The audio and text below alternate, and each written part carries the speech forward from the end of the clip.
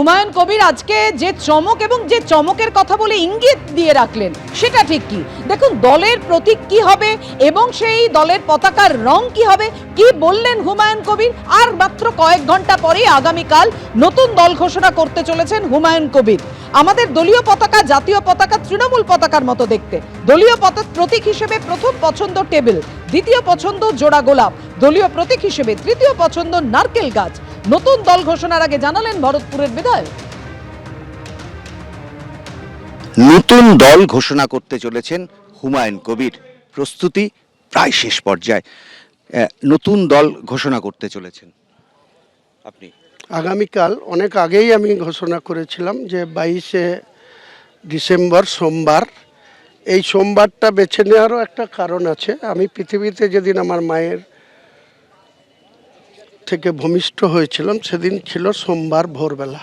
তৃণমূলের থেকে এমন কোনো অফার, এমন কোনো ফোন যাতে নতুন দল করা থেকে আপনি পিছিয়ে যাবেন? কোনো প্রশ্নই আসে না। আজকের দিনে এসব প্রশ্নের অসম্পূর্ণ এবং অপ্রাসঙ্গিক। আমার কাছে কোনো প্রাসঙ্গিকতা নেই। 30টা আসনে লড়বেন। আজকের দিনে 135 বলেছিলাম, ওটা আরও বাড়বে।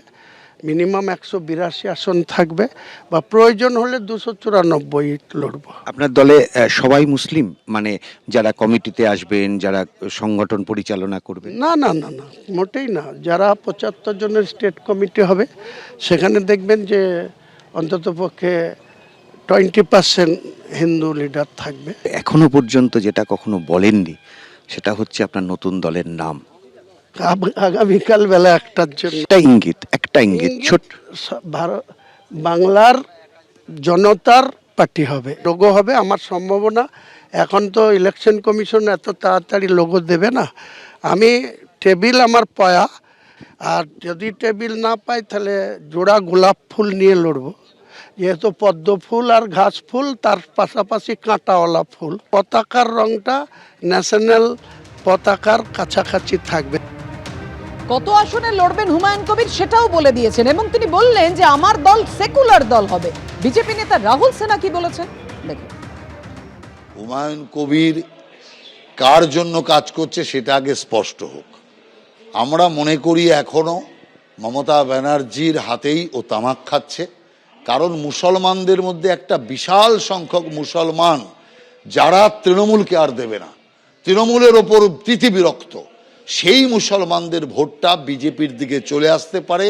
আর সেই ভয়ের কারণের জন্যই এই হুমায়ুন কবিরকে তৈরি করেছে মমতা ব্যানার্জি, যাতে ওই ক্ষুব্ধ মুসলমানদের ভোটটা বিজেপির দিকে না আসে, তৃণমূলের দিকে না আসুক, কিন্তু বিজেপির দিকে যাতে না আসে, এটাই ওদের চেষ্টা, ছাড়া আর কিচ্ছু না।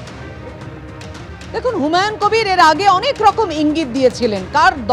তার দলে কারা কারা থাকবে, সিপিএম থাকবে কিনা, এই নিয়ে নানান প্রসঙ্গ উঠে এসেছিল। সিপিএম নেতা সুজন চক্রবর্তী কি বলছেন দেখুন। তিনি এখন দাবি করেছেন তিনি দল করবেন, সে অনুযায়ী সবাইকে চলতে হবে। মানুষের কাছে আবেদন করেছেন টাকা দিলে হবে না, ভোট দিতে হবে। ভোটের জন্য ব্যবহার করা মসজিদ রাজনীতিকে, মন্দির রাজনীতিকে, এটা ভয়াবহ। বাবরি মসজিদ করছে, অতএব ভোট দিতে হবে। আমি বলছি খুবই দুর্ভাগ্যজনক।